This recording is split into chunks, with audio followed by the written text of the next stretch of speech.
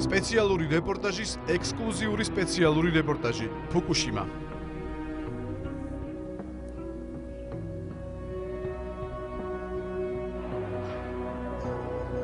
იმედი პირველი ქართული ტელევიზია, რომლის ობიექტივშიც ფუკუშიმა მოხდა. კამერა. No კამერა. სიცოცხლისათვის საშიში რადიაციული ფონი და სპეციალური რეპორტაჟის ჟურნალისტი ატომური ელექტროსადგურის მიმდებარე აკრძალულ ზონაში. სეისმურად აქტიური იაპონია და 21 საუკუნის ტექნოლოგიები.